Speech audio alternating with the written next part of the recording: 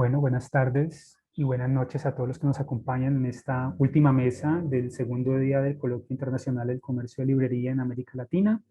Es un gusto contar con su presencia y hoy no voy a demorarme mucho. Vamos a dar paso a esta mesa esta ya es la mesa 6, eh, que nos va a ayudar a moderar Miguel Ángel Pineda. Miguel es comunicador social de la Pontificia Universidad Javeriana, comunicador social con énfasis en edición.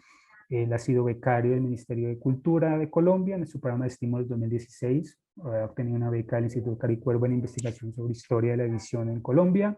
Es también un investigador independiente de la historia del libro y la edición en el país. Y actualmente se desempeña como editor de libros en la editorial de la Universidad Pedagógica Nacional. Es autor de varios artículos y libros, entre el que destaca Editar en Colombia en el siglo XX, la selección San Pedro Ortega de literatura colombiana, 1928-1937, que es uno de los trabajos más recientes que se han dedicado en torno a la historia de la edición y en especial de las colecciones editoriales en el país. Miguel, bienvenido. Gracias por participar de este coloquio como moderador y te cedo simplemente la palabra. Juan David, muchas gracias y bueno, buenas tardes, buenas noches para todos aquellos que nos ven a través de las redes sociales, Facebook, YouTube y bueno, por aquí a través de la plataforma de Zoom. Sí, pues que ya lo decía Juan David, pues hoy pues me han invitado a moderar esta mesa 6 que se titula Mercados Intermediarios y Rutas de Aprovisionamiento. Antes que nada, yo quisiera agradecer en nombre de los panelistas que ahora nos acompañan al Instituto Caro y Cuervo y a la Red Latinoamericana de Cultura Gráfica por posibilitar este encuentro fructífero. Ya en el segundo día ha sido bastante fructífero para reflexionar colectivamente sobre una historia sociocultural de los libreros y las librerías en América Latina y así como también escuchar historias de otros agentes y lugares del libro en nuestro continente. Pues en la tarde y noche de hoy pues nos acompañan los siguientes participantes, ponentes. Contamos con la participación del profesor Josué Barrera, él es investigador independiente de México, la profesora Lourdes Calliope Martínez de la Universidad Autónoma de Aguascalientes, México, y por último el profesor José Víctor Das Neves de la Universidad de Sao Paulo. Antes que nada, pues también quiero recordar que pues cada uno tiene 20 minutos para su intervención y al final pues abriremos un espacio de 15 minutos para preguntas y respuestas de las que podamos recoger en la plataforma y en las redes sociales. Y bueno, sin más preámbulos, yo quisiera darle la bienvenida y la palabra al profesor Josué Barrera. Él es especialista en políticas y gestión cultural por la Universidad Autónoma Metropolitana de México. Es maestro en ciencias sociales con especialidad en historia por el Colegio de Sonora. Fue el jefe del área de literatura y bibliotecas del Instituto Sonorense de Cultura entre el 2016 y 2019 y es autor de 4 libros de cuentos y ha compilado 2 antologías de cuentos sonorense. Pues actualmente prepara un diccionario biográfico y hemerográfico de la literatura en Sonora y coordina el proyecto La escritura de los Lloris, historia de la literatura en Sonora. Entonces, pues nada, su conferencia se titula El camino de la lectura en Sonora de 1782 a 1982, 2 siglos de comercio de libros. Entonces, pues nada, buenas tardes, profesor Barrera, tiene usted la palabra. Hola, ¿qué tal? Buenas tardes a todos. Muchas gracias por su interés. Felicitaciones, antes que nada, al Instituto Caro y Cuervo y a todos los involucrados en este coloquio, porque pues cada uno está dando su granito de arena, ¿no? Para este conocimiento general de lo que sucede en la historia del libro en América, no solo América Latina, sino todo lo que es América, América Latina y Brasil. Los saludo con mucho gusto y bueno, voy a compartir la presentación que, que he preparado para todos ustedes. Como ahorita mencionaron, el tema que traigo es hablar sobre el camino de la lectura y de los libros en Sonora durante 2 siglos. Es bastante tiempo el periodo que tomé, así que para estos 20 minutos pues voy a dar como un resumen, ¿no? Y antes que nada también les menciono que es parte de un proyecto de una investigación que tengo en curso, por lo que aquí voy a mostrar es por dónde voy a partir, ¿no? Es, digamos, las bases para una investigación más profunda de acuerdo a diferentes periodos en el tiempo.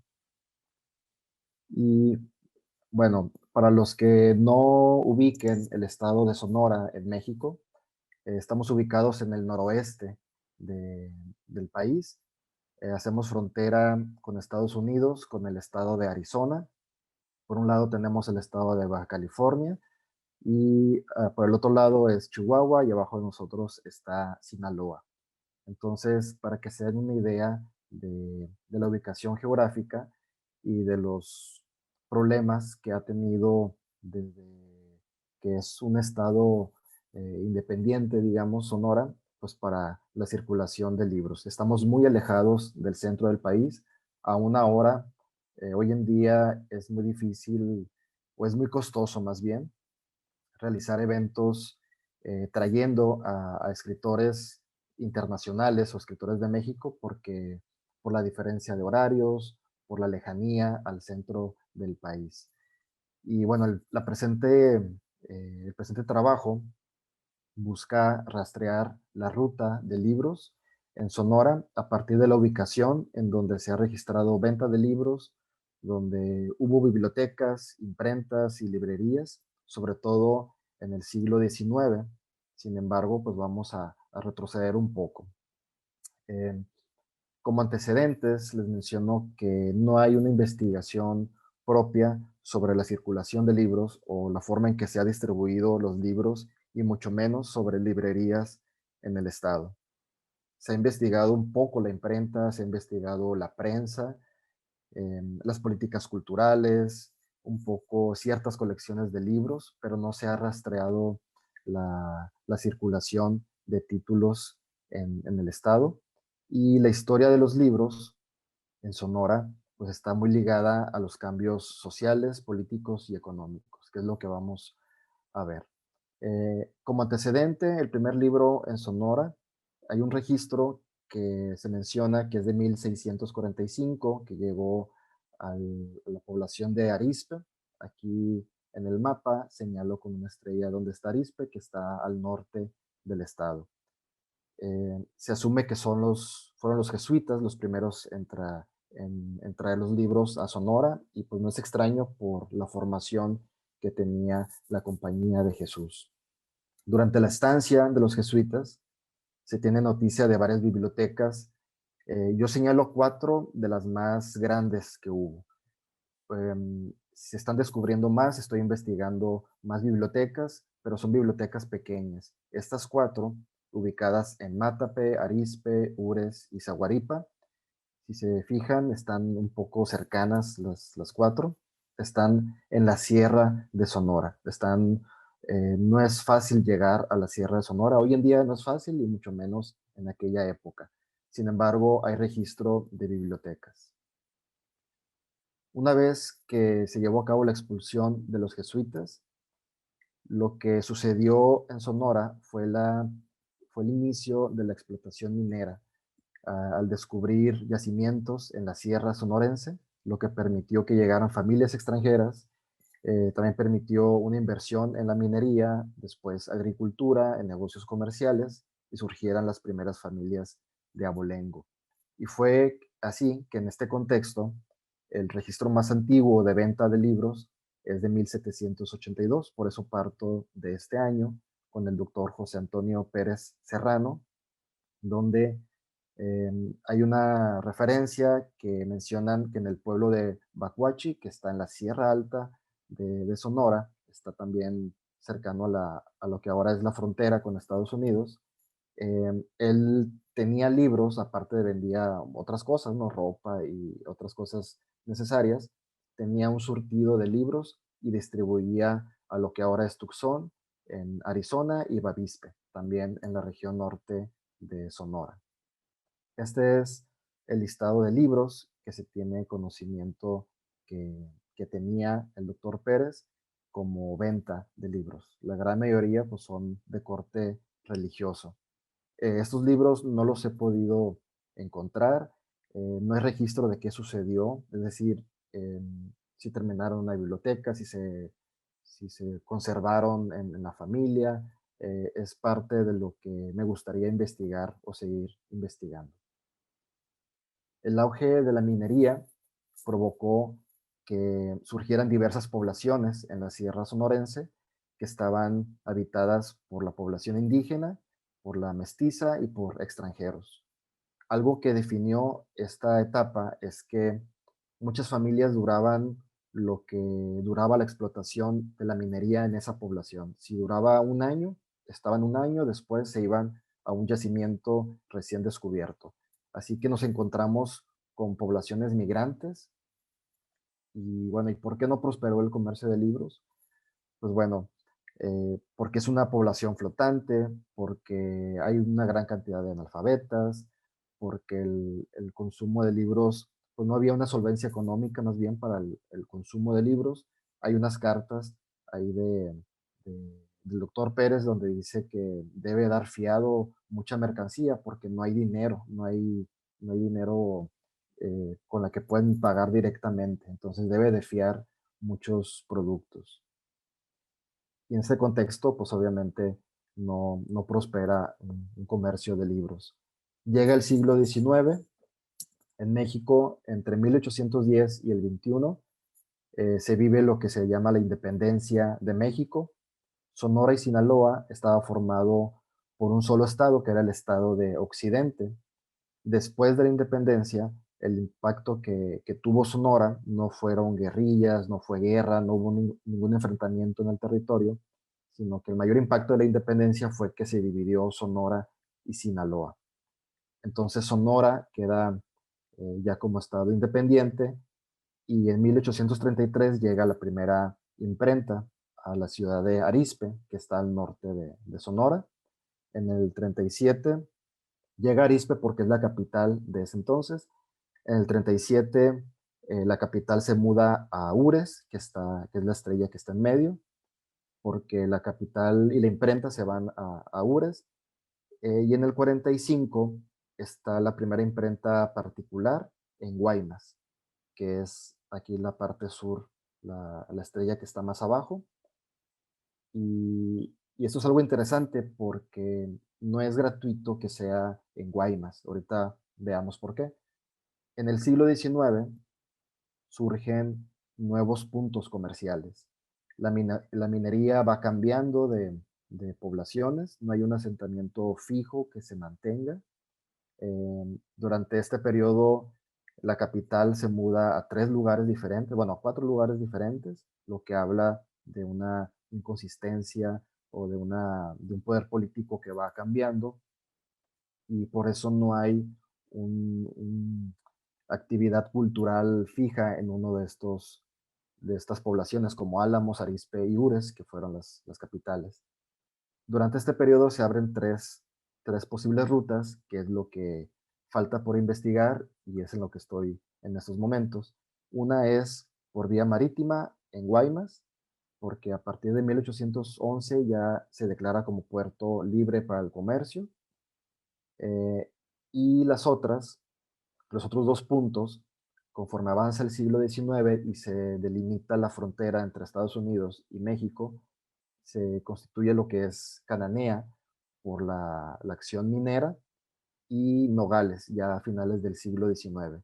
Nogales tiene la importancia porque por ahí va a entrar o está conectado con California y también falta un estudio sobre la relación del comercio entre California y Sonora.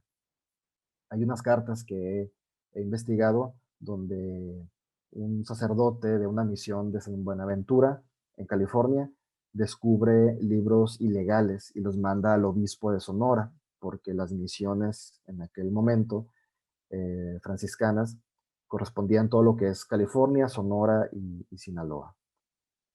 Uno de los puntos que se abren en el siglo XIX es Guaymas, y tiene una influencia que no se ha registrado en la historia de la lectura en Sonora.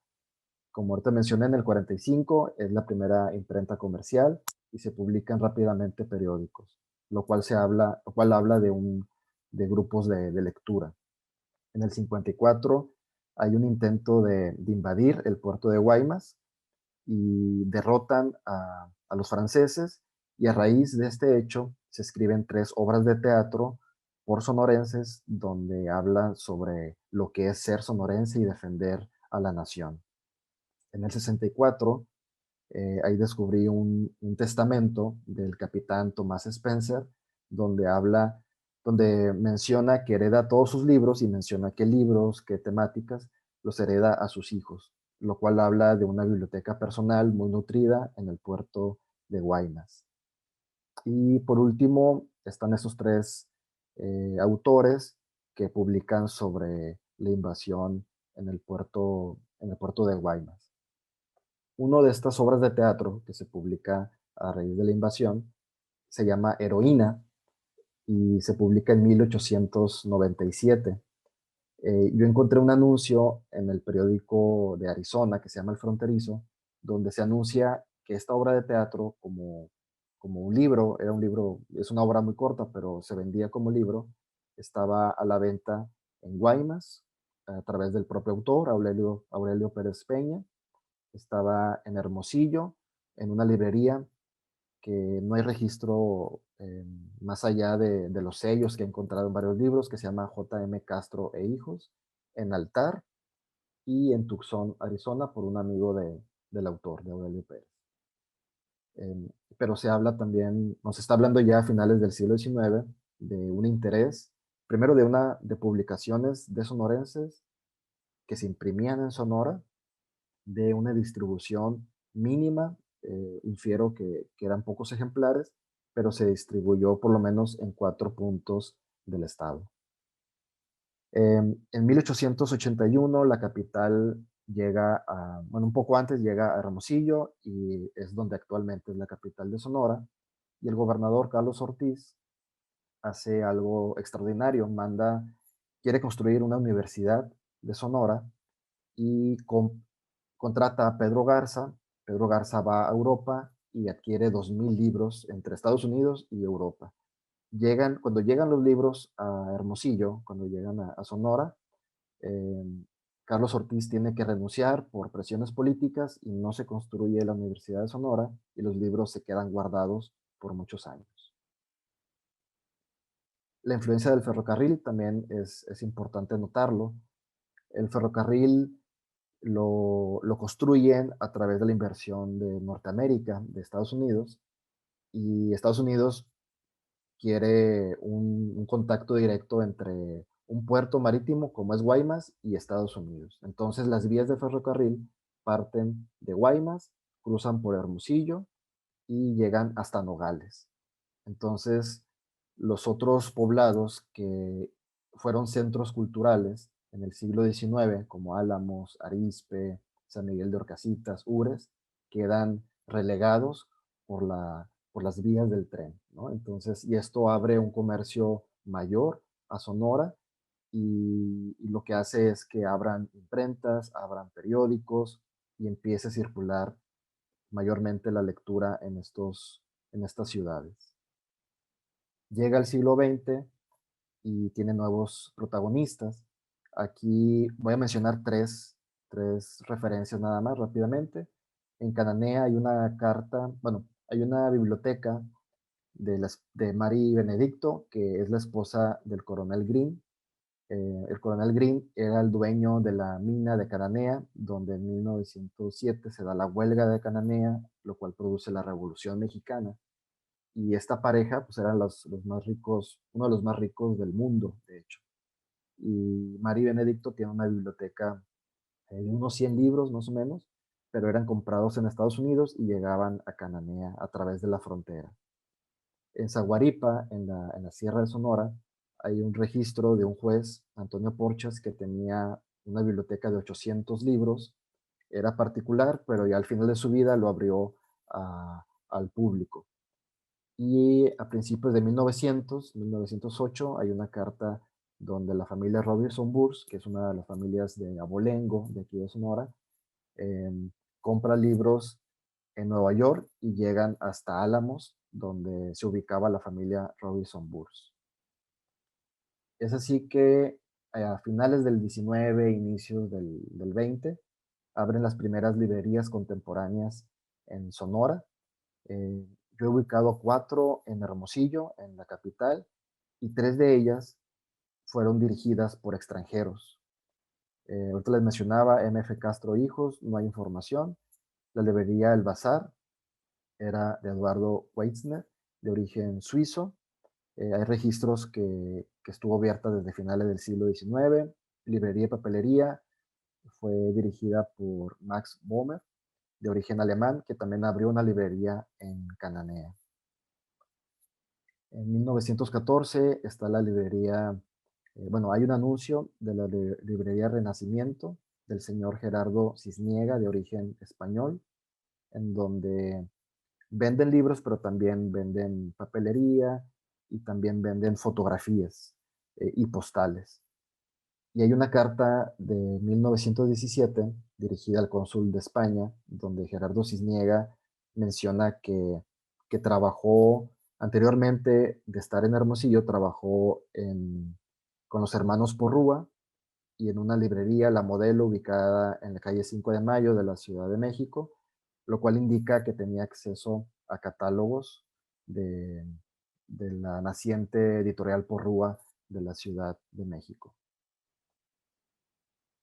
Y bueno, ya anclados en el siglo XX, surgen 2 librerías en la década de los 40. Una es en el mercado municipal de Hermosillo, que su principal venta son periódicos y revistas, pero desde el 42 no ha dejado de tener libros. Es una de las librerías más antiguas que tenemos. Y en Guaymas está la librería Amado Nervo, que también inicia en 1945 y tiene una relación con la editorial Porrúa, vende exclusivamente libros de Porrúa y llegó a tener 15,000 volúmenes a la venta. En 1950 llega un empresario del sur de México, Edel Castellanos, y abre una serie de librerías en varias ciudades de Sonora, como Hermosillo, Guaymas, Nogales, Navojoa, Obregón.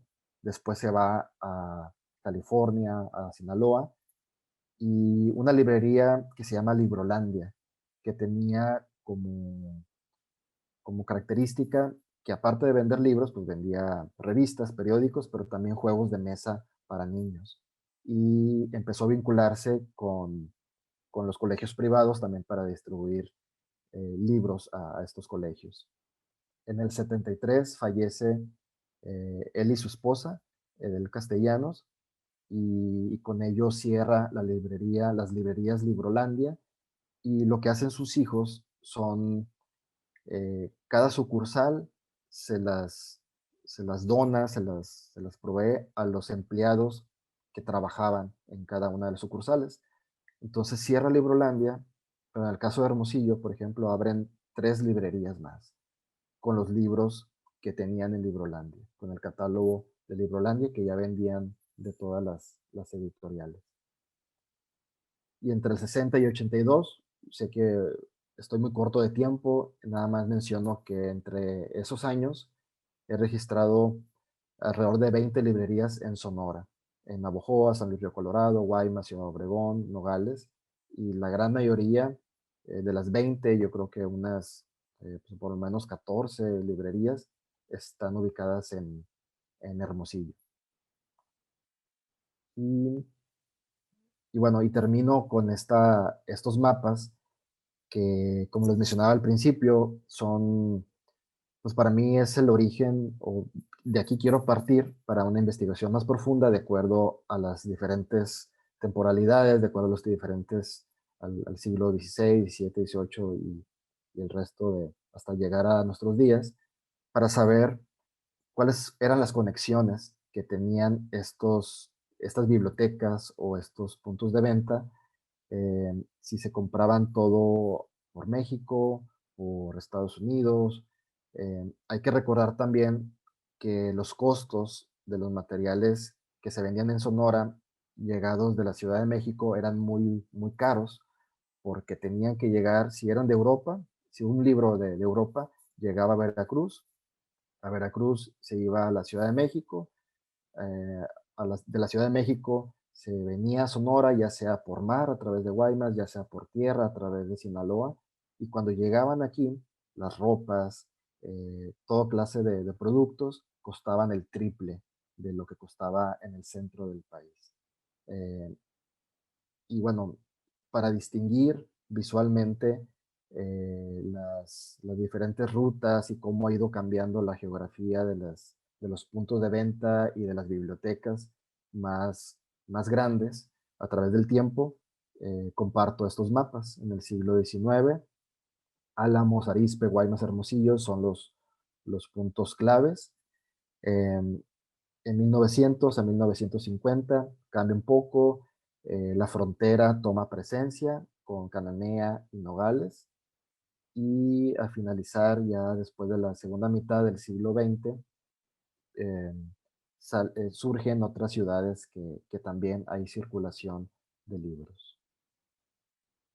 Así que para concluir, menciono que el comercio de libros, el comercio, pero también hablo de la distribución, de la ruta de los libros, de la circulación de los libros en Sonora, refleja los cambios que ha vivido el Estado. De circular exclusivamente en bibliotecas de jesuitas, el libro entró al sector comercial a finales del siglo XVIII. La explotación minera juega un papel muy importante en, en la venta de libros, de los primeros puntos de venta, y también juega un papel importante con las familias extranjeras, porque algo que no mencioné aquí es que eh, a mediados del siglo XIX surgen una generación de políticos que están muy ligados a la escritura, que colaboraban constantemente en la prensa. Algunos llegaron a publicar un libro o después se reunió su obra para publicarse en libro, pero eso habla de una formación académica, educativa, de una formación lectora por parte de una generación de sonorenses. Los cambios de sede del poder político, la llegada de la imprenta, la circulación de la prensa, la construcción del ferrocarril, el impulso de la frontera y del puerto de Guaymas, condicionaron para que la circulación de libros se enfocara en las ciudades más prósperas. Al abrir las puertas al comercio mundial, surgieron las primeras librerías, bajo el concepto que las conocemos hoy en día, desde poquito finales del siglo XIX, pero sobre todo en el siglo XX, bajo el mando de personas extranjeras, creando o sentando las bases de un mercado editorial y de lectores que a partir de 1950 fue consolidando el comercio de libros ya en varios puntos del estado. Bueno, esta es la bibliografía y esto sería todo por mi parte. Agradezco nuevamente la invitación, el espacio, y espero que ojalá que podamos construir proyectos en conjunto, y estoy abierto también para futuros proyectos de colaboración en el norte de México, que es un punto inexplorado en el tema, pero es muy rico y por lo tanto es muy rico en información que está ahí esperándonos. Muchas gracias.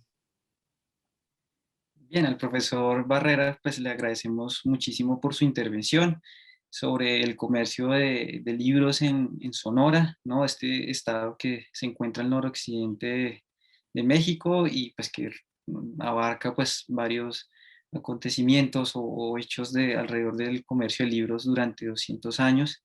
Y bueno, volveremos sobre este tema o sobre este punto al final, pues cuando surja el espacio de preguntas.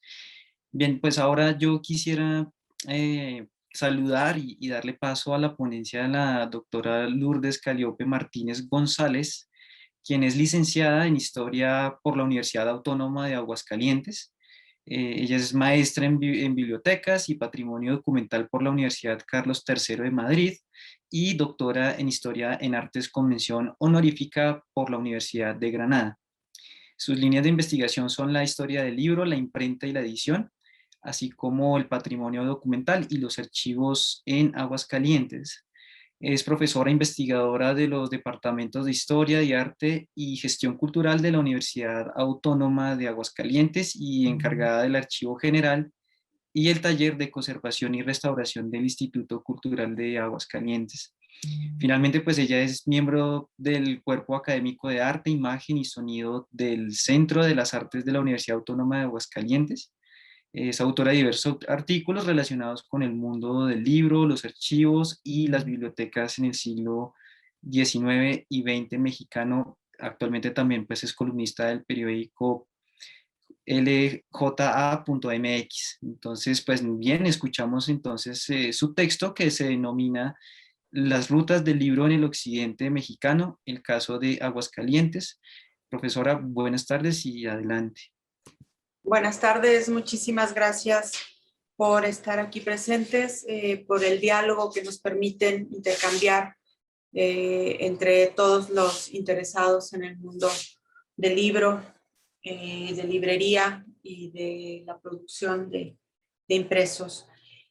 Voy a permitirme leer, pensar las rutas del libro en el interior de México en el siglo XIX. Necesariamente tiene que llevarnos a las rutas comerciales de la etapa virreinal y a su evolución a lo largo del siglo de la definición política nacional decimonónica. Más aún, pensar esas rutas desde la periferia, perdón, no puedo avanzar mi presentación, una disculpa.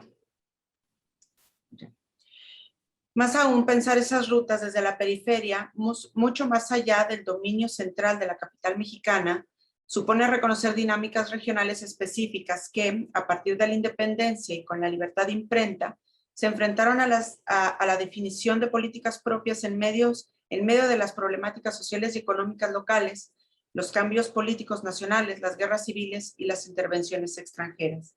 Considerando que es un tema poco abordado más allá de la centralización de la capital mexicana y que el siglo XIX es muy amplio y diverso, me detendré en 3 momentos. Primero, el tránsito de la etapa virreinal a la independencia a través de un caso de venta de Biblias de 1827. Segundo, el monopolio de la comunicación de los hermanos Chávez durante la Reforma Liberal entre 1854 y 1864. Y tercero, el fortalecimiento del circuito del libro en el Porfiriato, 1876-1910.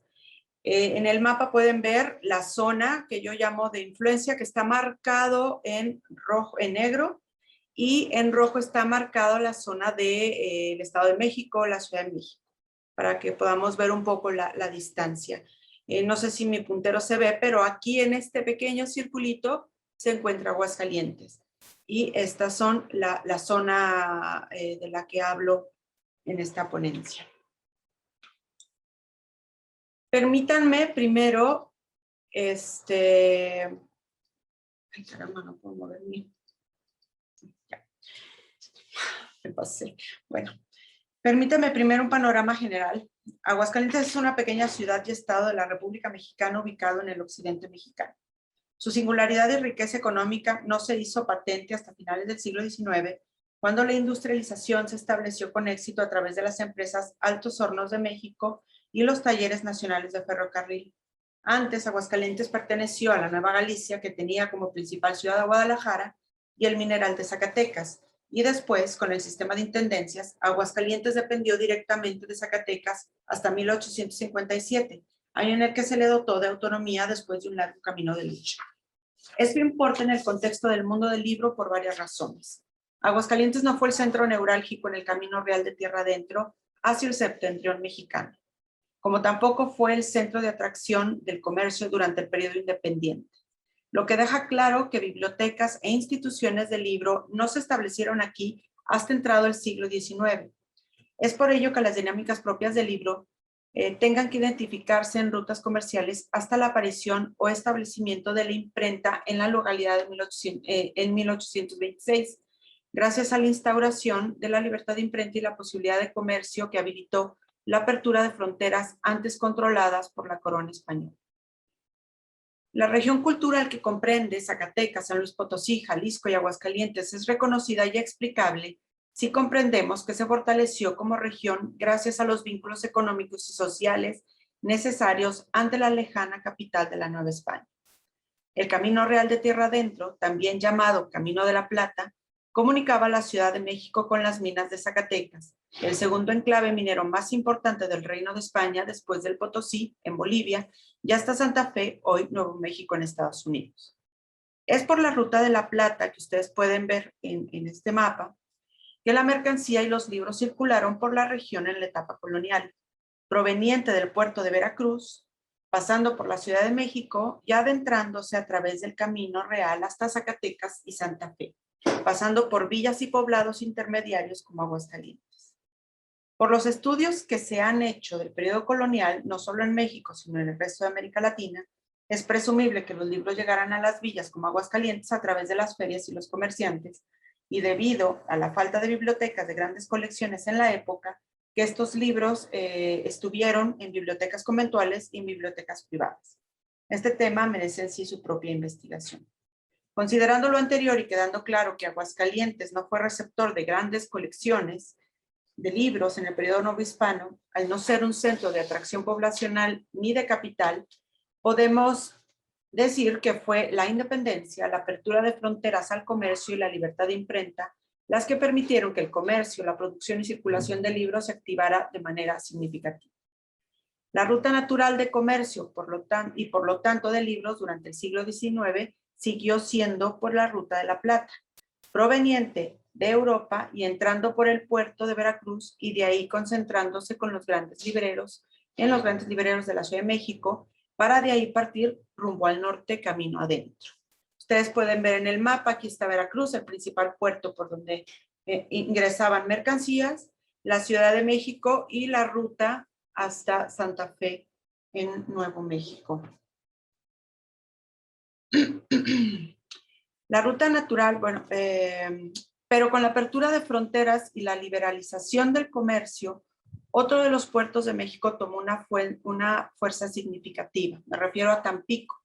Este puerto se convirtió en el siglo XIX en un enclave fundamental para el incremento de introducción de mercancías provenientes de Inglaterra y Estados Unidos, pero también del contrabando que tenía como destino final la Feria de San Juan de los Lagos, que era la más importante de la región.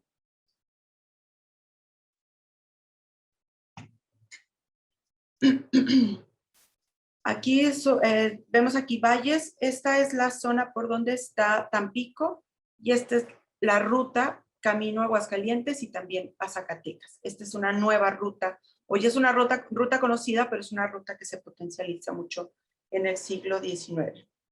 A través de las rutas que partían de Tampico y se adentraban con rumbo a los Altos de Jalisco, San Luis Potosí, Aguascalientes y Zacatecas, se establecieron casas comerciales inglesas, estadounidenses y francesas en los poblados y ciudades que estaban tomando importancia económica, como fue el caso de Aguascalientes, que para 1824 ya era ciudad y donde se fundó un parián y su respectiva feria, lo que permitió que el comercio se convirtiera en una actividad económica prioritaria junto con su tradicional actividad ganadera y agrícola.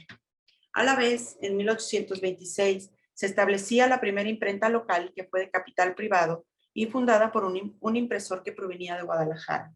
Guadalajara, por su parte, se consolidó como el enclave cultural y económico de la región.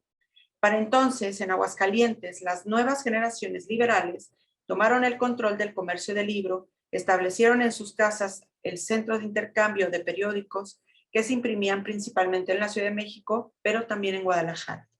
Estos nuevos agentes del libro fungían como corresponsales de los periódicos que vendían en la ciudad y a la vez los lectores interesados se podían suscribir a los periódicos de su interés. Estos agentes del libro fueron también promotores del establecimiento de la imprenta local, políticos y fundadores de las sociedades patrióticas. Todos ellos hijos de y herederos de las viejas élites, ilustrados, pero con un ímpetu liberal y reformador. A la par, la apertura de comercio atrajo extranjeros con el establecimiento de las casas comerciales, como lo había mencionado, agentes de comercio, y circularon una nueva serie de impresos. En 1827, un párroco local informó primero al párroco mayor de la ciudad que un comerciante de nombre Diego Thompson, hospedado en el hostal de San José, había anunciado la venta de Biblias traducidas al castellano.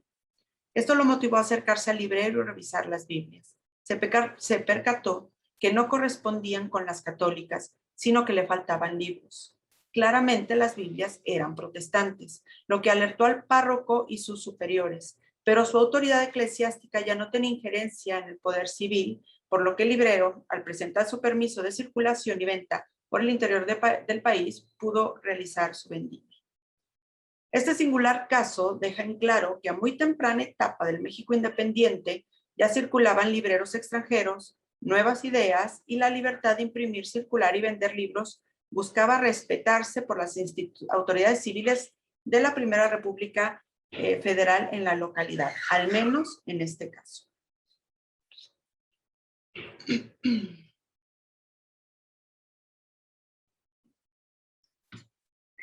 Con el paso de los años, las imprentas comerciales se fortalecieron y creció de manera sustantiva la producción de impresos periódicos en lo particular, pero también de libros. En plena reforma, los hermanos Chávez, fervientes defensores del liberalismo y muy bien conectados con los líderes liberales nacionales, como Guillermo Prieto y Valentín Gómez Farías, establecieron lo que yo llamo el monopolio de la comunicación. Este monopolio estaba conformado por la única imprenta y el hotel más importante de Aguascalientes. Además de la elaboración, también elaboraban carretas, mismas que usaban para su negocio de diligencia, que tenía el dominio de las líneas y, por si fuera poco, el correo, que iba de la Ciudad de México con rumbo a Aguascalientes, pasando por los Altos de Jalisco y conectadas con San Luis Potosí, Zacatecas y poblados rumbo a Durango. En todo ese camino ofertaban sus impresos y vendían suscripciones de sus periódicos. El tercer correo, esto es, la circulación de impresos, no era parte de su dominio, pero sí recurrían a él en caso de ser necesario cuando los caminos se anegaban, los puentes se caían y las carretas se atrofiaban por las inclemencias del tiempo. Antes de tener el monopolio regional, José María Chávez recorrió los poblados, villas y ciudades de la región, llevando consigo un cajón con los libros que él imprimía en su taller. Esto es, las redes de comunicación en la región fueron durante el siglo XIX las redes de circulación de impresos de producción local. En esta misma época existieron libreros, dos libreros al menos identificados. Antonio Arenas, que tenía un negocio llamado como la Casa de Don Antonio Arenas, a donde llegaba el Mosaico Mexicano, el siglo XIX, el Monitor Republicano, el Universal, el Diario Oficial del Supremo Gobierno de la República Mexicana, entre otros. Al menos entre 1836 y 1858, Arenas tuvo ese dominio. También vendía libros de la Teneduría de Libros de la Ciudad de México, así como el Instructor Filarmónico, periódico semanario musical y las publicaciones del Ministerio de Fomento y los calendarios de la librería Blanquel. También existieron la librería de Narciso Adame hacia 1850, que distribuía los libros de la editorial Libros Selectos de Federico de la Rosa. Las publicaciones estaban encaminadas a los lectores habituales y los nuevos lectores. Bueno, por cierto, en este mapa aquí está la Plaza Mayor de Aguascalientes, es la ciudad, y las librerías y las imprentas se encontraban alrededor. Prácticamente todas circundaban la Plaza Mayor, particularmente hacia el oeste de la ciudad. Las publicaciones estaban encaminadas a los lectores habituales y los nuevos lectores, pero lo cierto es que el nivel de analfabetismo era muy alto y es por ello que el mismo impresor editor, José María Chávez, a través de la organización artesanal, creó una biblioteca para el gremio y promovió el aprendizaje de los artesanos a través de la lectura en voz alta. En Aguascalientes, hasta el momento, no existían bibliotecas públicas y esta biblioteca de artesanos fue un intento claro por cubrir esa necesidad y generar nuevos lectores, entre los que también se encontraban mujeres, porque una parte agremiada de la Asociación de Socorros Mutuos de Artesanos y Caja de Ahorros de Aguascalientes eran mujeres. Pasado un tiempo de profunda inestabilidad política y económica, ya para 1900, El mundo del libro en Aguascalientes estaba consolidado. La imprenta durante el periodo del Porfiriato estaba en franco crecimiento y diversificación. El cientificismo y la idea de progreso se insertó de manera sólida en la provincia la posibilidad de mejores condiciones para la circulación y acceso de material y tecnología para la pequeña y mediana industria y el creciente desarrollo económico facilitó el establecimiento de más talleres de imprenta mucho mejor equipados. A esto sumamos que una joven élite cultural se fue consolidando conforme el Porfiriato lo hacía y la cultura impresa fue uno de los medios de reproducción de sus ideas a la par que el arte y la educación. Para el inicio del siglo, las relaciones comerciales en torno a la prensa y el libro se habían complejizado notablemente. En medio de una creciente industria, migración y agencias comerciales, el surgimiento de publicistas modificó las relaciones entre los editores e impresores y los clientes potenciales. Surgieron además los periódicos de anuncios. Todo esto da cuenta de cómo las actividades económicas modificaron las relaciones de la comunicación. En el estado había 18 publicistas que también tenían otras actividades, todos vinculados de una manera u otra a una pequeña élite letrada que tenía los medios para controlar la comunicación o tenían su propia imprenta o una cercanía con los dueños de imprenta. A la par de los servicios que ofrecía un publicista, se ofrecía servicios para quienes no sabían leer ni escribir. Ahí los pendolistas hacían una labor importante. Los pendolistas a su vez estaban vinculados al mundo de las imprentas. Por ejemplo, un encuadernador que tenía su taller en el barrio de Triana contaba con espacio como pendolista en la Secretaría de Gobierno, o un maestro era también a la vez que maestro, publicista y editor de periódicos. Pese a que la ciudad de Aguascalientes por sí sola contaba con un poco más de 30,000 habitantes y en total en todo el partido un poco más de 65,000, el control y manejo de todos los medios de la comunicación estaba centrada en una minoría letrada que se conocía entre sí. En esta dimensión, los libreros eran también parte de esa minoría. Cada imprenta ofertaba sus productos en sus propios talleres a los cuales se podía ir personalmente a buscar los periódicos y libros que editaban. Para estos años ya se habían sumado los voceadores que ofertaban los periódicos a los gritos en la calle. La práctica de corresponsales de periódico como libreros de las primeras décadas del siglo XIX seguía funcionando. Pero para finales del siglo e inicios del siglo XX, estos libreros se convirtieron en agentes de publicaciones y a su vez también podían ser encuadernadores. Para estos años ya había bibliotecas públicas, pero seguían siendo pocas. Estaban la Biblioteca Pública del Estado y la Biblioteca del Instituto de Ciencias. Entre las dos contaban un aproximado de 3,300 usuarios anuales y más de 7,600 volúmenes. Comparada con sistemas bibliotecarios como las de San Luis Potosí, Zacatecas y Guadalajara, Aguascalientes estaba en total desventaja tanto en número de bibliotecas como en volúmenes de usuarios. Las bibliotecas que había eran personales y aparentemente no existía una política clara de promoción de las bibliotecas públicas y por lo tanto de la lectura. Esto nos permite ver cómo había un sistema de producción, circulación y comercialización del libro muy activo, pero para la élite local que era parte integral de ese sistema de comunicación y circulación de la cultura impresa. En conclusión, podemos observar cómo a lo largo del siglo XIX se complejizó el mundo del libro en la provincia mexicana, pero también cómo las nuevas élites letradas y nuevas élites culturales tomaron el control de la comunicación, controlando la producción, circulación y venta, por decirlo menos. Merece la pena hacer una reflexión aún más profunda de las relaciones en la región, que fueron fortalecidas por un creciente intercambio comercial, pero también familiar, que ya tenía establecidos sus espacios desde el siglo XVIII y que nos permite saber que la región generó sus propias dinámicas más allá de las grandes rutas comerciales nacionales y transnacionales, pero también con profundos vínculos hacia el exterior. Muchas gracias. Bien, muchas gracias. Le agradecemos a la doctora Calíope Martínez.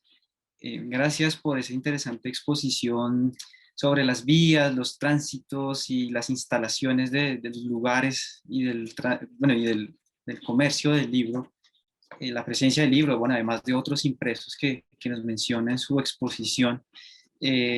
hacia y desde el sector occidental de México, ¿no? Que está específicamente consagrado, bueno, que se versa sobre todo pues en el estado de Aguascalientes. Pues muchas gracias.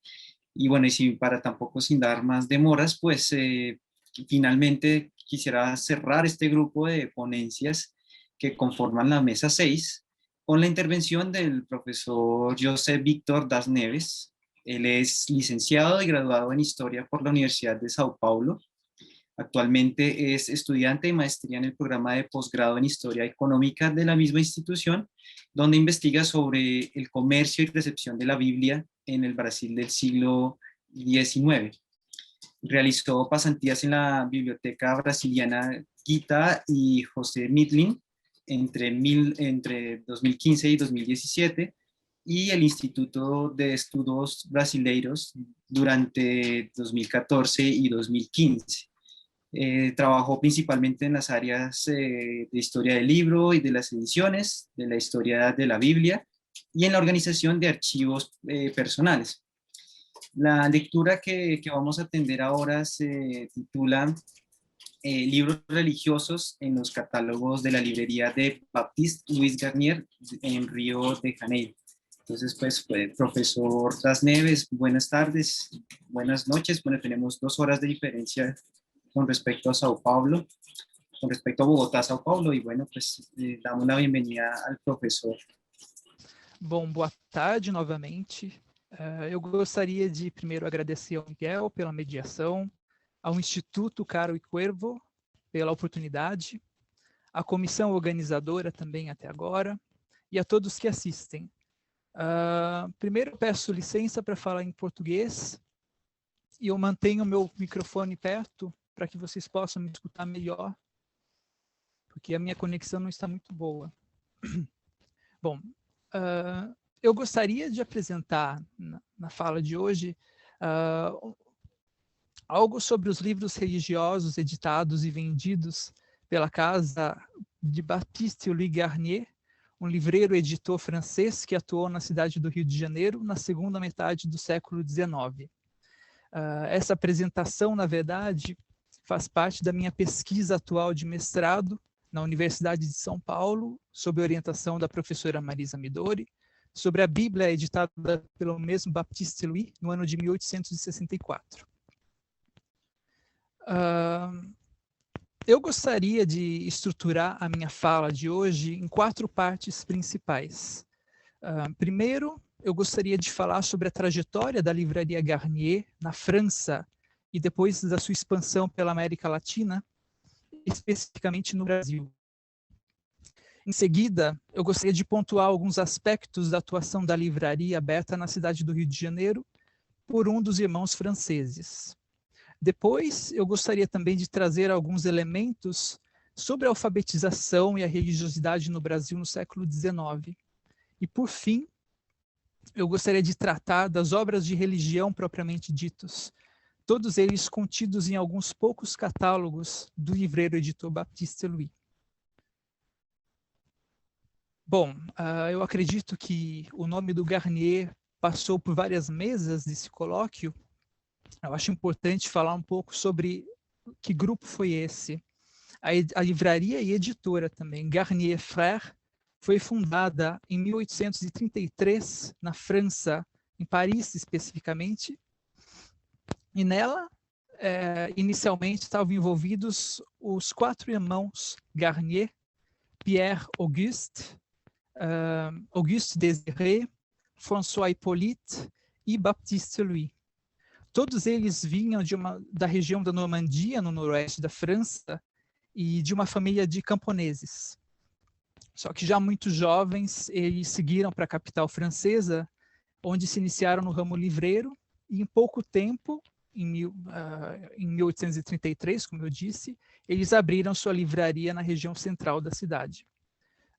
Apesar de serem 4 irmãos envolvidos no negócio da família, os que se consagraram como proprietários da empresa foram o segundo e o terceiro, o Auguste e o Hippolyte.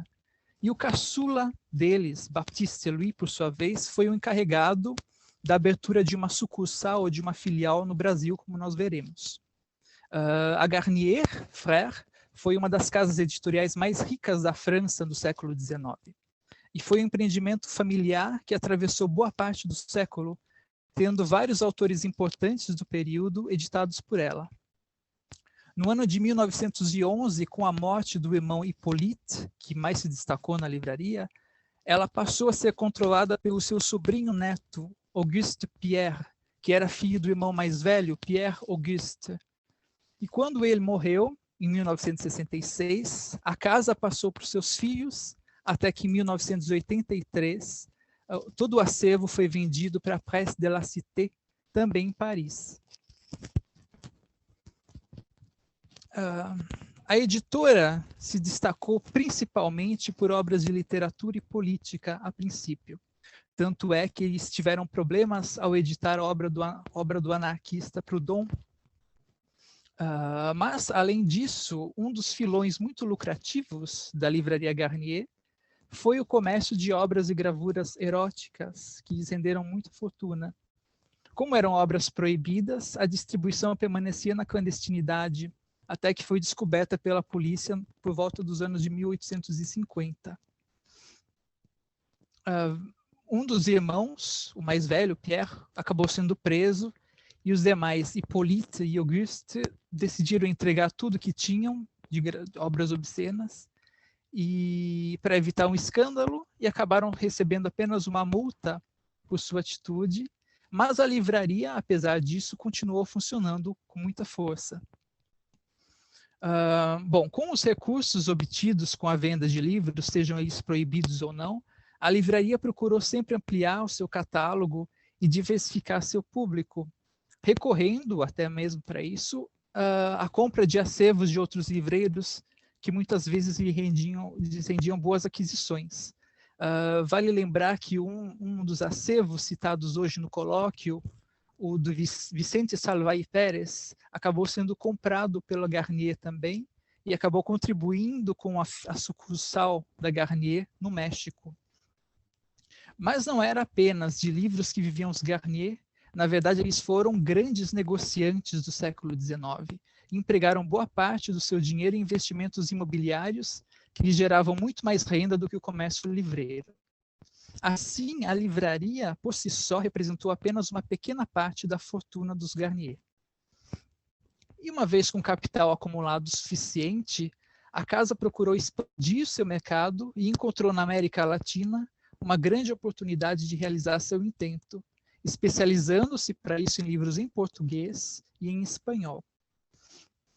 Filiais ou sucursais, então, foram abertas primeiramente no Rio de Janeiro e depois na Cidade do México e também em Buenos Aires.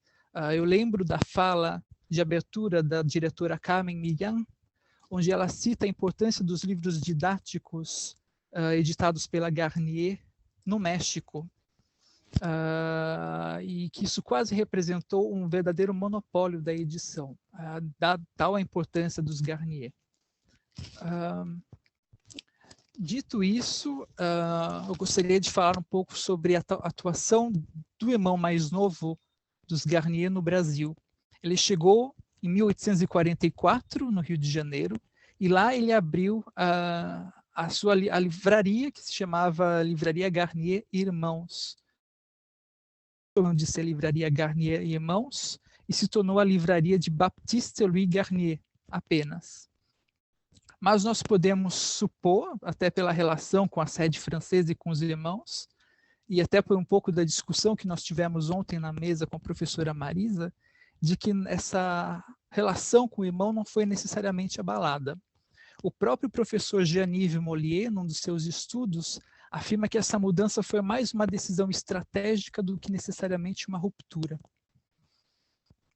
O Baptiste Louis morreu no ano de 1893 e a sua livraria, vejam só, voltou à condição de filial ou de sucursal, ficou nas mãos da sede francesa sob a direção do irmão Hippolyte. Quando ele morreu, em 1911, a loja passou ao comando do seu sobrinho neto, Auguste Pierre, assim como acontecia na França. Mas a loja do Rio de Janeiro deixou de interessar a sede francesa. Em 1934, Um dos antigos funcionários da loja do Rio, Ferdinand Briguet, também francês, comprou a livraria e rebatizou como Livraria Briguet Garnier. E, finalmente, por volta dos anos de 1950, Briguet vendeu seu acervo para a DIFEL, ou Difusão Europeia do Livro, também estudada pela Fabiana Marchetti, que apresentou uma mesa ontem, e assim o nome Garnier deixou de ser utilizado. Bom, desde o início, a Livraria Garnier se instalou na Rua do Ouvidor, no Rio de Janeiro. Era uma rua que na primeira metade do século XIX era conhecida pelas muitas lojas luxuosas e pela presença francesa na cidade. Muitos livreiros franceses se instalaram nessa rua, e dentre eles o Garnier. Essa influência francesa na primeira metade foi perdendo força já em meados, e muitas das livrarias francesas foram fechando. No entanto, a da Garnier continuou bastante sólida e foi uma das mais longevas. A Garnier foi considerada uma das principais livrarias e editoras do Brasil oitocentista. Ela foi ponto de encontro de diversos artistas intelectuais do Rio de Janeiro, na época de Baptiste-Louis Garnier, e trouxe ao Brasil uma grande quantidade de livros. A contribuição da casa foi muito importante para a realização de traduções para o português, trazendo obras de autores como Balzac, Walter Scott, Charles Dickens, Dumas, Oscar Wilde, só para citar alguns. Mas, além disso, Garnier não se restringiu aos autores estrangeiros e procurou editar também autores brasileiros. Embora fosse praxe dele de não publicar o primeiro livro de qualquer autor, vários dos principais escritores brasileiros foram editados por ele, como José de Alencar, Gonçalves Dias, Machado de Assis, entre outros.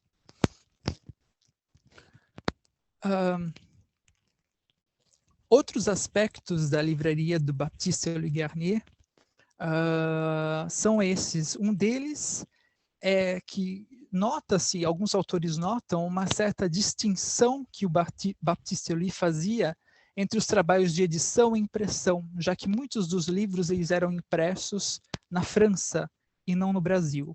Até na mesa de discussão ontem, surgiu o assunto de que os próprios tipógrafos brasileiros eles reclamavam de Garnier não ter contribuído com o desenvolvimento de tipografias no Brasil.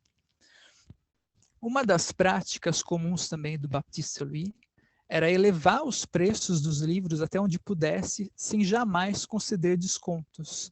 Isso deu a ele o apelido, não muito, talvez carinhoso ou não, de Bom Ladrão Garnier, em substituição ao Baptiste-Louis BL. Ao que consta, os livros dele eram expostos em vitrines, coisa que, a princípio, na primeira metade do século XIX, isso não era tão comum. E ele mantinha apenas empregados franceses trabalhando para ele.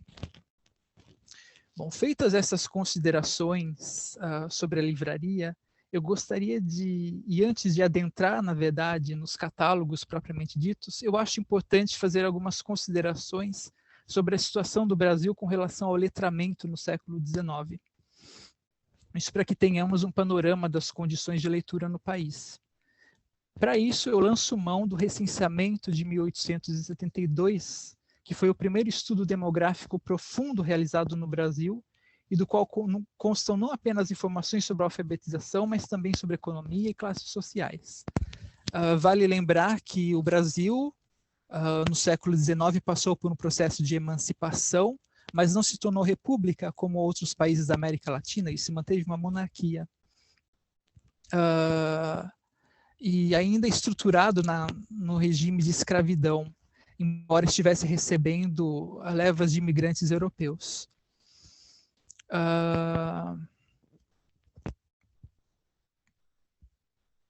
Isso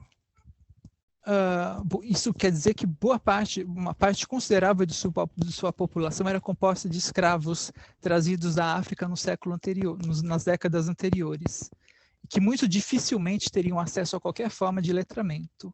Mas isso não significa, no entanto, que a população livre fosse plenamente instruída.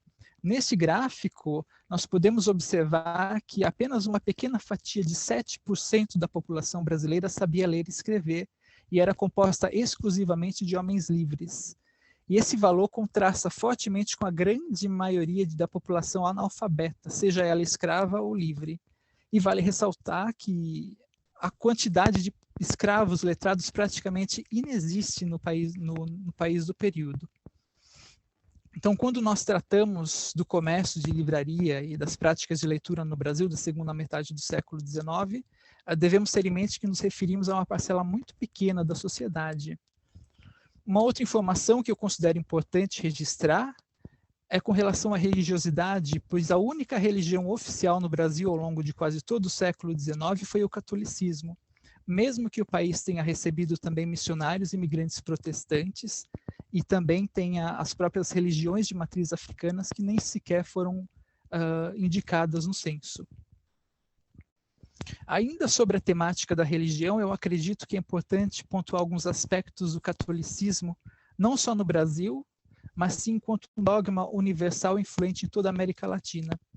O século XIX foi muito peculiar na história da Igreja, porque representou um momento de reorganização institucional, marcado principalmente pela centralização e uniformização das práticas do poder eclesiástico. Essa reorganização se manifestou na crescente importância da atuação dos partidários do ultramontanismo, uma doutrina que defendia a subordinação de toda a comunidade católica às decisões de Roma e do Papa. O ultramontanismo se opunha fortemente a várias formas de liberalismo, sejam elas dentro da própria igreja ou no âmbito do pensamento ou nos costumes. Se opunha também a todas as formas de regalismo, a doutrina que defendia a intervenção dos estados nacionais sobre a administração das igrejas e que acabavam descentralizando e enfraquecendo o poder papal. A resposta encontrada pelas tendências ultramontanas em um mundo cada vez mais secularizado foi a defesa da infalibilidade papal. Isso queria dizer que o Papa se tornava a autoridade máxima na tomada de decisões relativas à religião católica, afirmando a autonomia política e impedindo a interferência dos governantes e príncipes. O Papa Pio IX, que está na foto, foi um grande defensor das ideias ultramontanas no século XIX, e a sua defesa mais contundente se encontra no Sílabus de 1864, um documento que condenava uma série de erros, entre aspas, entre comillas, dentre eles o liberalismo e o socialismo. E o dogma da infalibilidade papal teve a sua grande vitória no Concílio Vaticano I, e muitas discussões feitas ali tiveram ressonâncias na América Latina e no Brasil. No Brasil, por exemplo, isso se manifestou numa tensão entre o poder monárquico e eclesiástico, que pôs em oposição tanto a igreja quanto a coroa. Feitas essas considerações, eu passo agora uma breve análise de alguns catálogos da livraria de Baptiste Garnier. Como nós vimos numa mesa anterior, nós sabemos da importância que tem os catálogos como documentos, não por apenas os informados do acervo das livrarias, mas também por dizer da própria sociedade, dos gostos de uma época, das intenções dos editores e livreiros, das estratégias de publicidade, das ordens e hierarquias estabelecidas na sua organização e disposição. No entanto, os catálogos foram muitas vezes publicações efêmeras, como nós discutimos, e que não resistiram à passagem do tempo ou sequer foram preservados. Materiais como esse nem sempre são fáceis de ser encontrados, como é o caso dos catálogos de Garnier. Essa lista que eu apresento contém os catálogos disponibilizados pelo projeto de pesquisa da Unicamp, da Universidade Estadual de Campinas. E dessa lista eu selecionei os itens número 1 e número 4, que correspondem aos catálogos de número 1 e 23, que são os únicos catálogos de Garnier que possuem uma seção específica de religião. Mas, mesmo sendo poucos livros, eu acredito que eles formam em conjunto uma amostragem interessante da atuação e sensibilidade do livreiro Baptiste Garnier no Brasil. O catálogo número 1 se apresenta com uma relação de livros, todos eles em português, dispostos em ordem alfabética por sobrenome do autor, sem imagens nem gravuras, nem tampouco itens em destaque. O documento não possui data de publicação e nele também se encontram muitas páginas faltantes, particularmente na seção de livros religiosos. A divisão temática do catálogo coloca os livros de religião e moral no começo da brochura, seguidos das seções de literatura, miscelânea, que é composta de diversos temas das ciências naturais e exatas, e, por fim, anunciando 2 coleções de literatura e variedades, a Biblioteca de Algibeira, com livros em formato de bolso, e a Biblioteca Universal. Entre os poucos livros de religião listados, constam apenas obras do teólogo espanhol Jaime Luciano Antônio Balmes e Urpiá, que era conhecido à época como um grande expoente da apologética católica, uma disciplina teológica baseada na defesa de que a fé pode ser comprovada pela razão.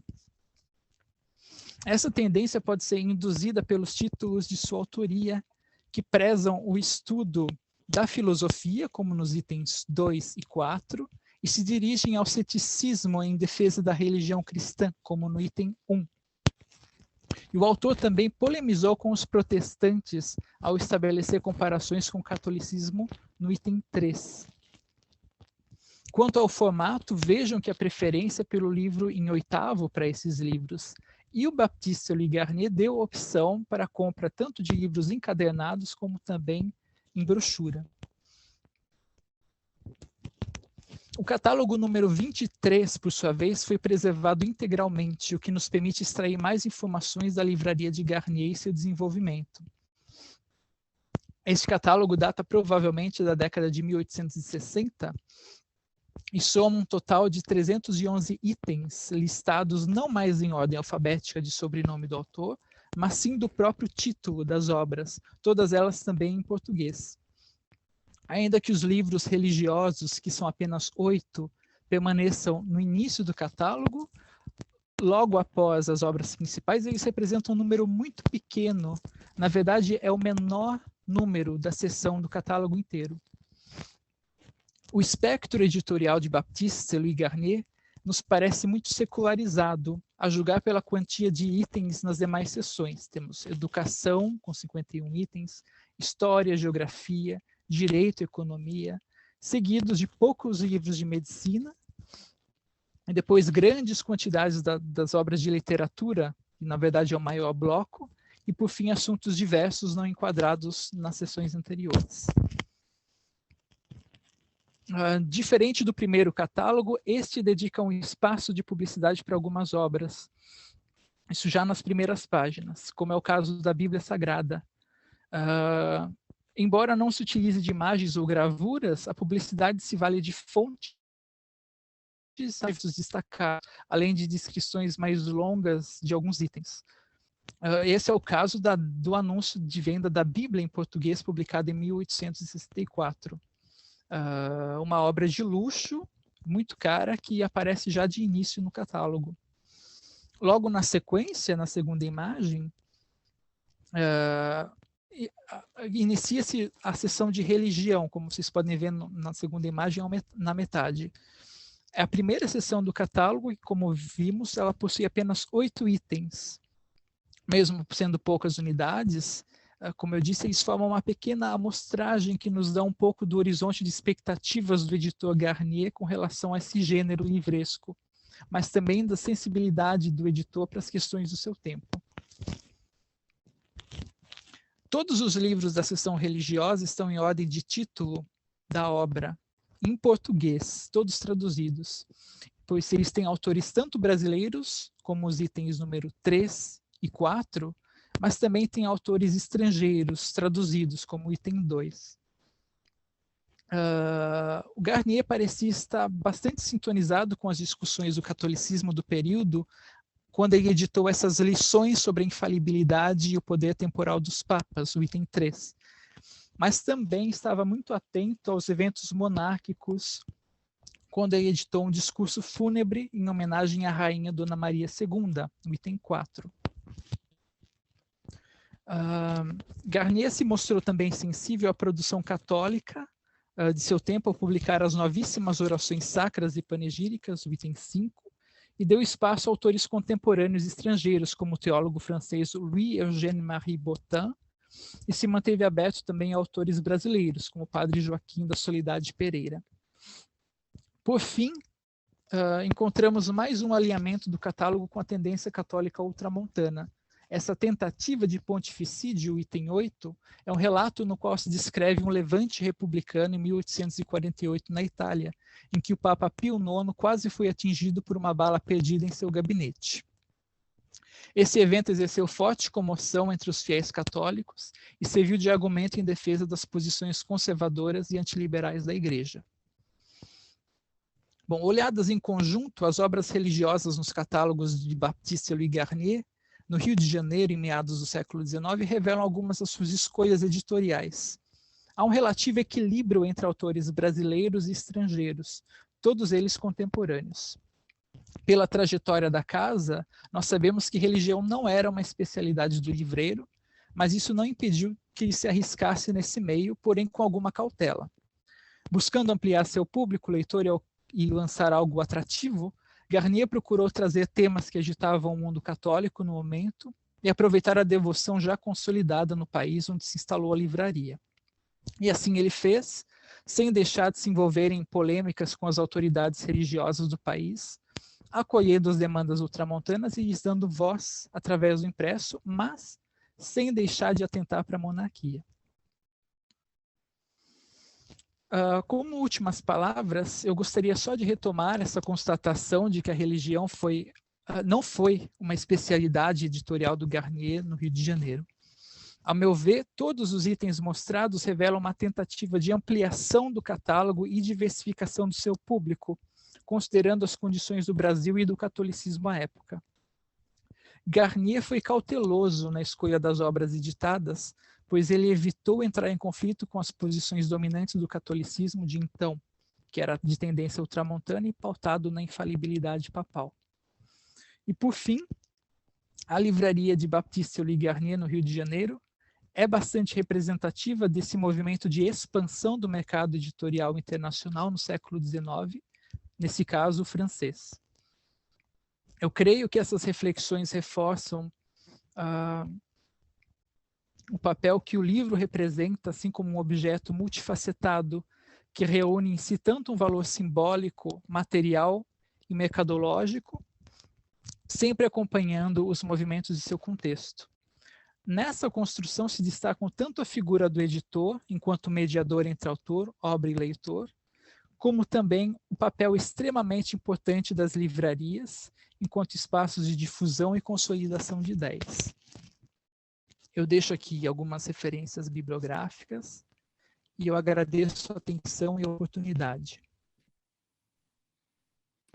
Bien, muchas gracias al profesor Das Neves por su contribución, ¿no? Para entender un poco cómo se desarrolló el comercio y consumo de obras religiosas, específicamente, pues ese es su caso en concreto en la segunda mitad del siglo XIX, ¿no? Ambos estos fenómenos del comercio, de los usos, de los tránsitos acontecidos pues en Río de Janeiro, una ciudad pues capital del estado homónimo, ¿no? Y que está ubicada al sureste de Brasil, pues en donde se situó pues esta apuesta libresca a partir del catálogo de Baptiste Garnier.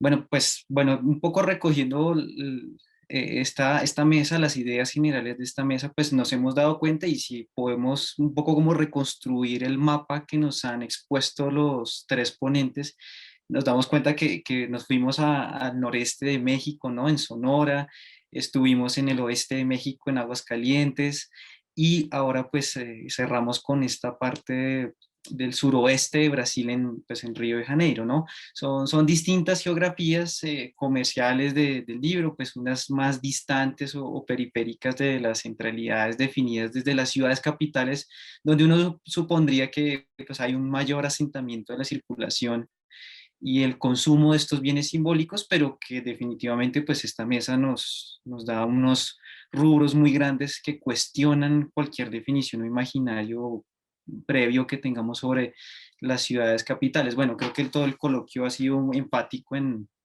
un poco también como en destacar esa historia transnacional de los circuitos y de las conexiones, de los usos, de las transferencias culturales que se han centralizado en los casos específicos de libreros, de librerías, de otros actores que comercian e intercambian libros, ¿no?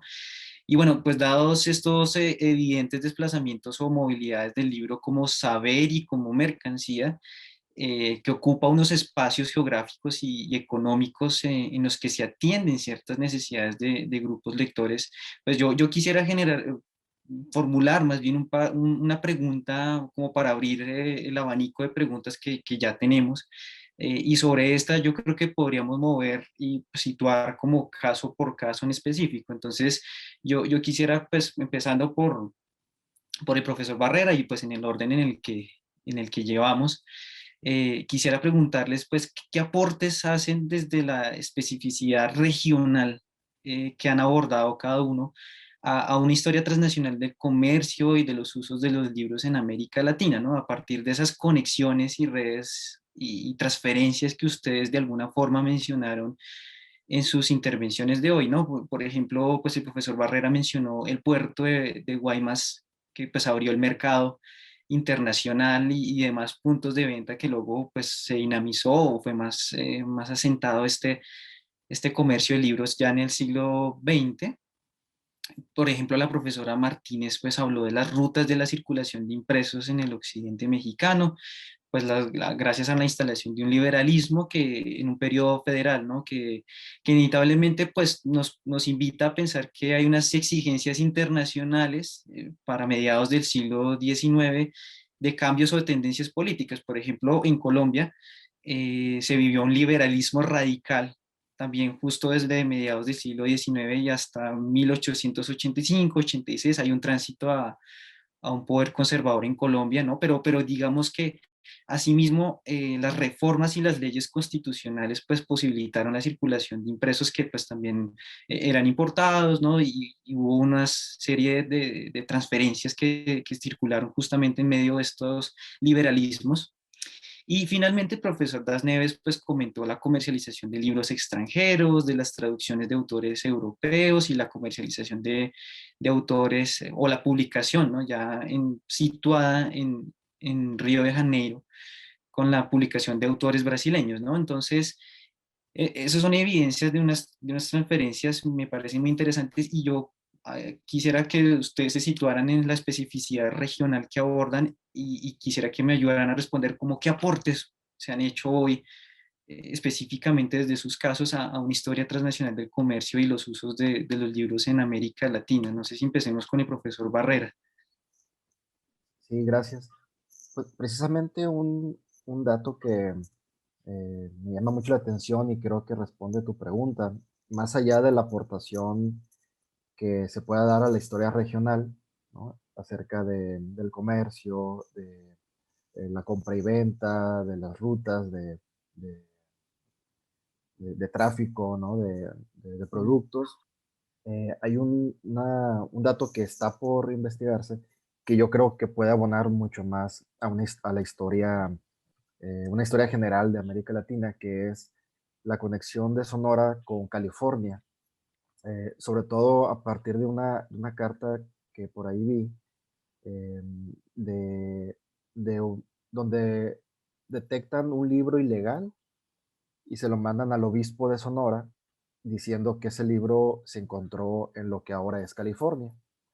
Entonces se lo entregan al obispo de Sonora, el cual yo imagino que lo manda al centro de México, y eso te demuestra que había un comercio ilegal de libros. O sea, más allá de que no hay información sobre el comercio de libros en Sonora, ahora pues resulta que hay comercio ilegal, ¿no? Entonces, esas rutas a mí se me hacen bien interesantes, falta por investigar, es lo que pretendo hacer, y yo creo que la localización geográfica de Sonora permite hablar sobre la importancia de la frontera, ¿no? Porque al abrir las fronteras de Cananea y Nogales, se abre también una interesante relación a inicio del siglo XX con imprentas de Nogales, Arizona, que imprimen libros de sonorenses y se distribuyen en Sonora. Se imprimen en Estados Unidos y se distribuye en México. Yo creo que por ahí puede ser una aportación más directa al ámbito general, ¿no? de América Latina, y que de por sí pues la aportación regional pues es mucha. Ujú. Gracias, profesor. La profesora Martínez. Gracias. Creo que las prácticas, que no mencioné en la presentación, pero las prácticas de apropiación de lecturas francesas, de lecturas norteamericanas, y la piratería que identifiqué claramente de ese tránsito entre el correo de ultramar que llegaba a México y a su vez de ahí ya traducidos textos franceses y a su vez esos textos se editaban y se publicaban en la literatura de folletín, en algunos periódicos mexicanos, y a la vez como impresores de regiones como Aguascalientes, en menos de un año ya estaban reproduciendo literalmente, incluso en estilo, o sea, la composición tipográfica, lo que estaban leyendo en el Monitor Republicano, por ejemplo, y lo hacían como tal, cambiaban la imprenta, ponían imprenta de Chávez en este caso, y eso es lo que vendía y circulaba por la región, ¿no? Este tipo de prácticas que dan cuenta de que es mucho más grande que solo decir aquí imprimieron en el caso de este Chávez que imprimió, por ejemplo, algunos libros de Eugenio Sue, en menos de un año, máximo un año, mientras están saliendo en Francia, estaban imprimiéndose en Aguascalientes. Es muy, muy rápido la apropiación y la reconfiguración y la circulación de estos impresos, ¿no? La piratería, tal cual, ¿no? Sí, y me parece que estas prácticas pueden revisarse en otras partes de América Latina y estoy segurísima que debe de haber prácticas similares. Eso por un lado. También, pues todos los artesanos que llegaron a la región, al menos aquí, franceses, norteamericanos, ingleses, y que enseñaron a los impresores locales, que como no había escuelas, pues ahí aprendieron, ¿no? Y ahí también hay mucha influencia en cuanto a lecturas y apropiaciones. Ya con el tiempo creo que van vinculándose, ¿no? Yo ubico también otro impresor aquí local que llegó a publicar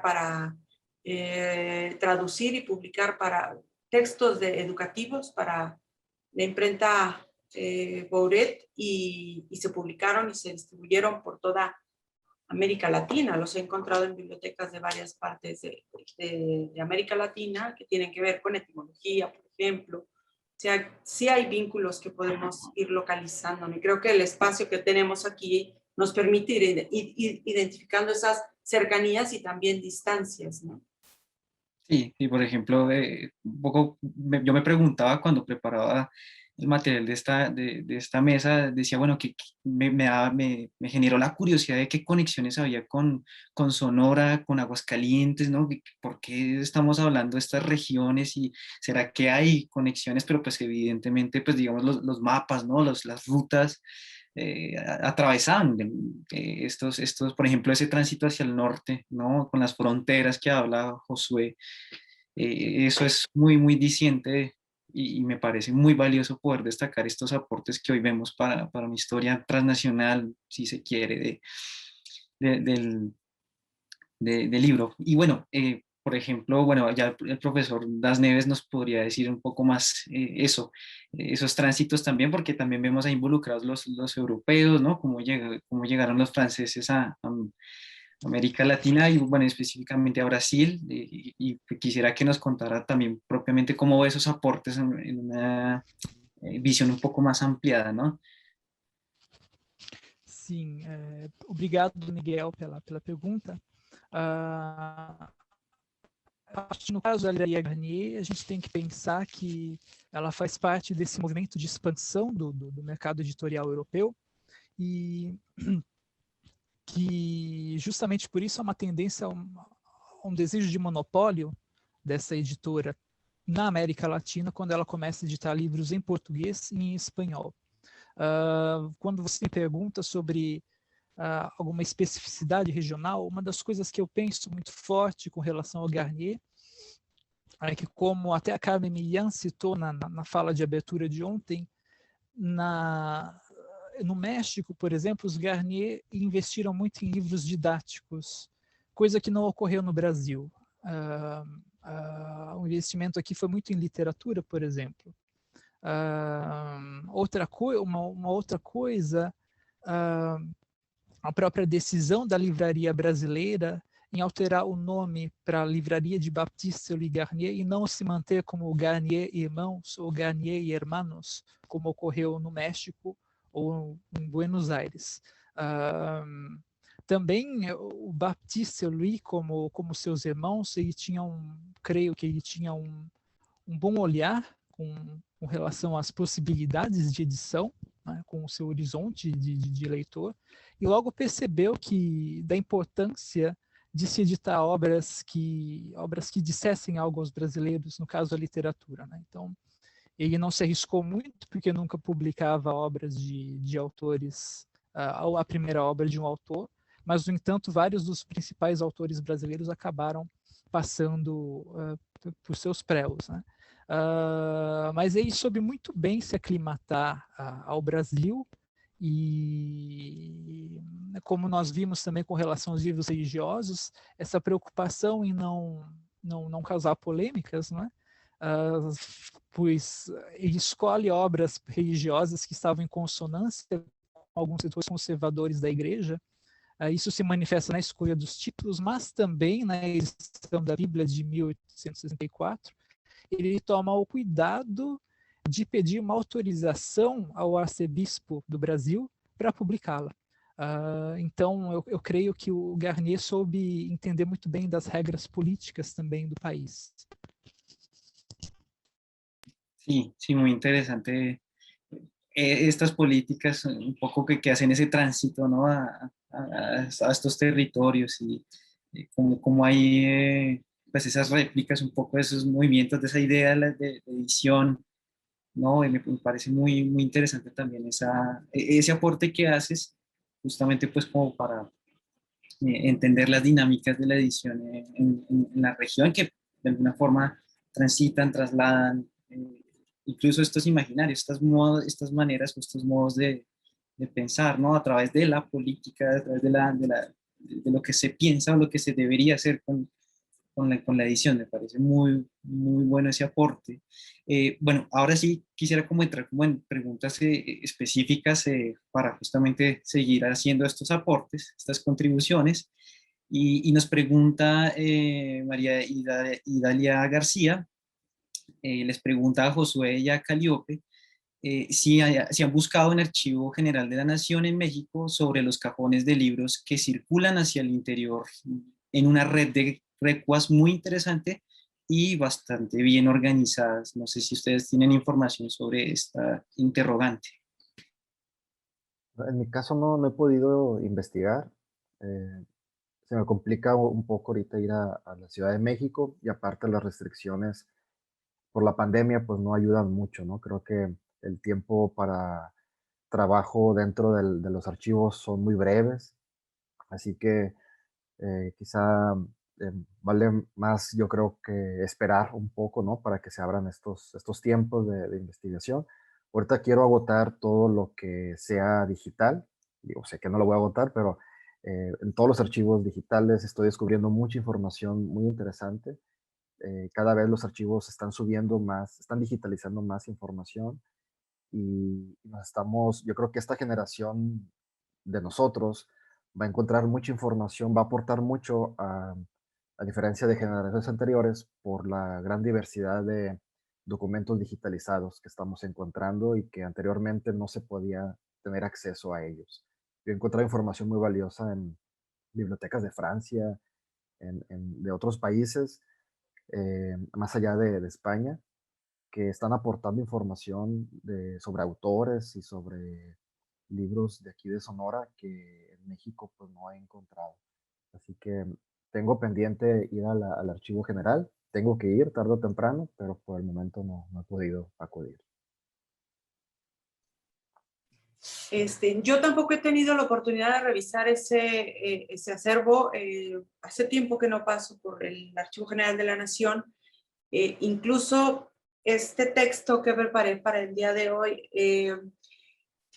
está basado en una historia de la imprenta que hice en Aguascalientes, más enfocada a rescatar como los impresos, los impresores y las dinámicas y la materialidad y las cuestiones tecnológicas en Aguascalientes. Y eso, o sea, pero también me permite identificar todas estas redes comerciales, ¿no? Entonces, la verdad es que me motiva a mí más que otra cosa, me motiva pensar, y le agradezco mucho a la doctora Idalia que nos dé este tip para poderle dar continuidad y empezar también a revisar, obviamente, estos inventarios y avalúos de bienes donde vienen las listas de libros para poder empezar a identificar ya este otro tipo de circulación de libro, no más que la producción interna o la producción local en el siglo XIX, sino esta circulación de libros, que desgraciadamente yo he visto que en el siglo XIX no viene tanto, no sé por qué no los enumeran tanto ni los mencionan, como sí en el periodo colonial sí hacen como ese listado de libros, ¿no?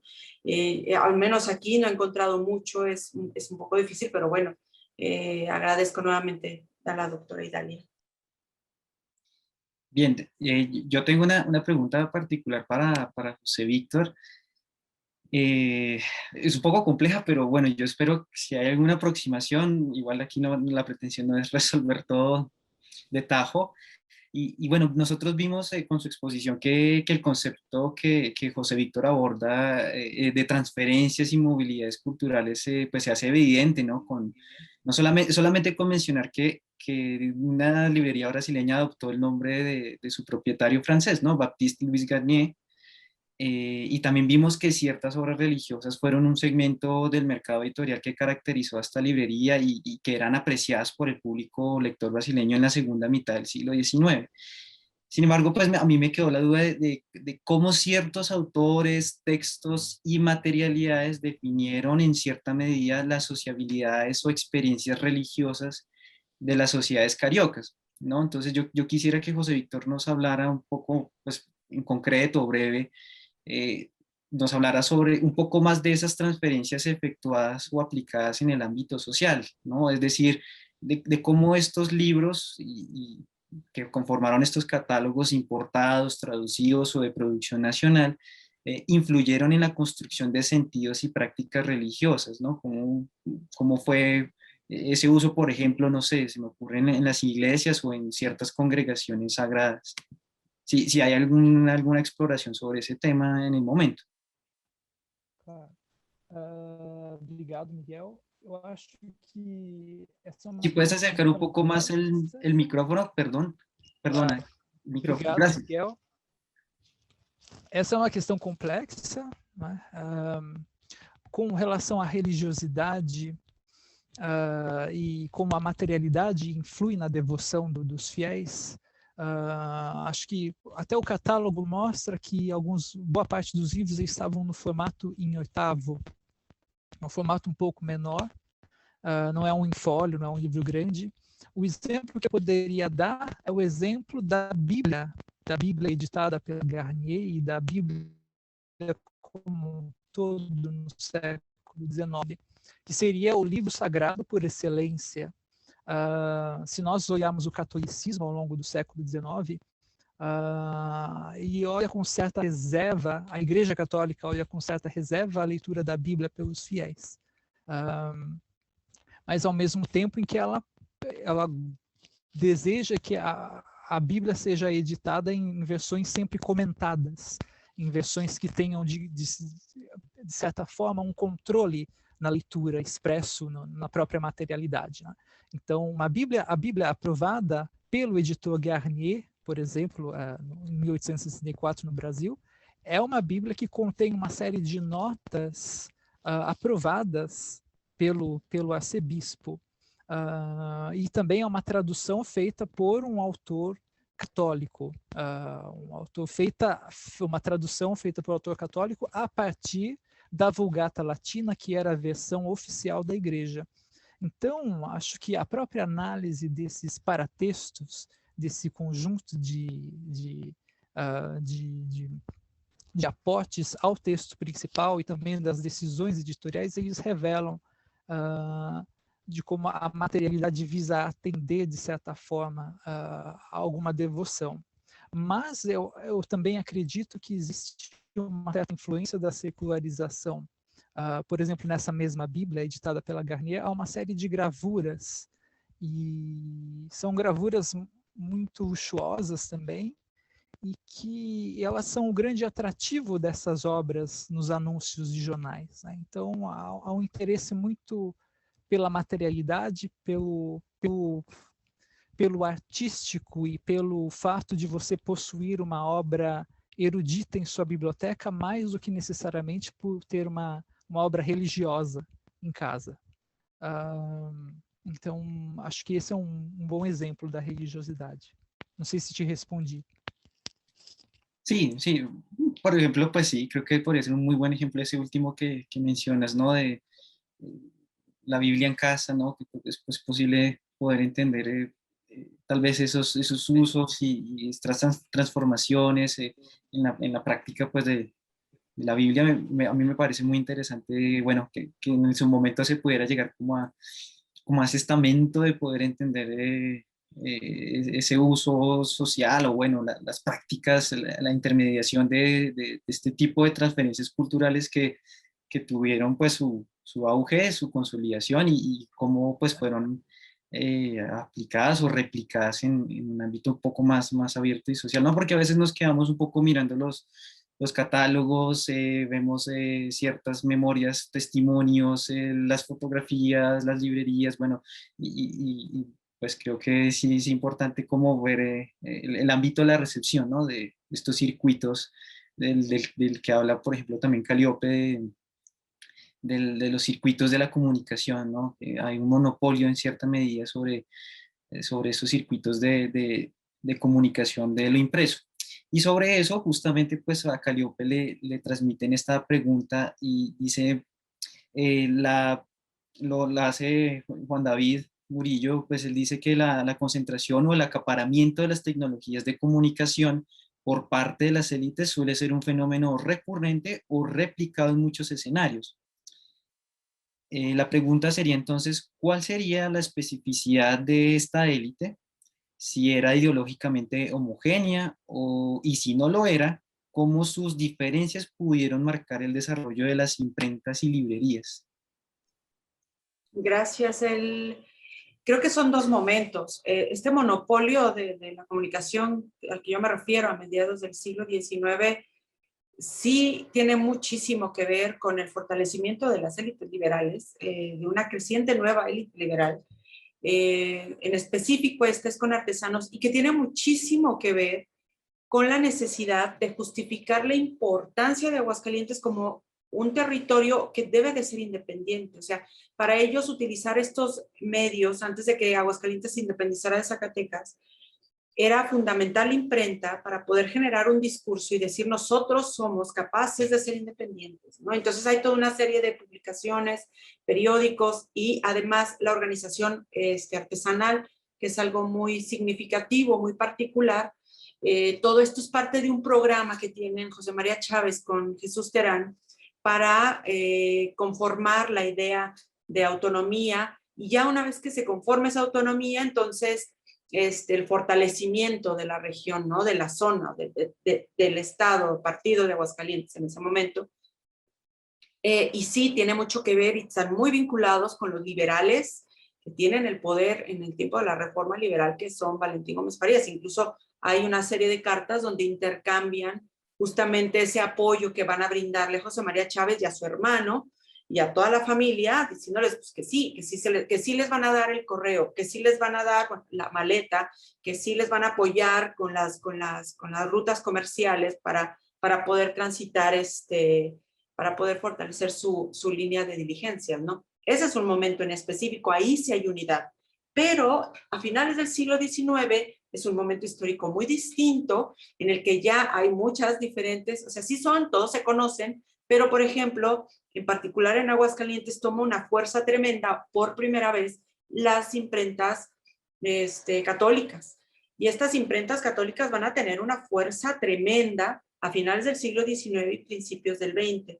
Entonces, ahí ya vamos a empezar a ver diferencias entre élites. Sí se conocen, sí son, intercambian, pero ya empiezan a disputar muchísimo los espacios, los discursos, incluso los apoyos al gobernador en turno, que teníamos nuestro propio Porfirito, o sea, también que se perpetuó durante muchísimos años como gobernante de Aguascalientes, y está el grupo que apoya a Alejandro Vázquez del Mercado, que son porfiristas, que son los científicos, y está el surgimiento de una potentísima editor, en especial un editor católico que revoluciona la edición en Aguascalientes. Entonces ahí sí ya empezamos a ver como distancias, diferencias, ¿no?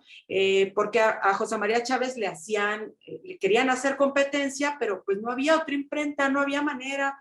La gente que estaba muy molesta cuando declararon la Constitución del 57, pues no, pues lo que hacían era hacer pasquines a mano y los pegaban en las puertas, ¿no?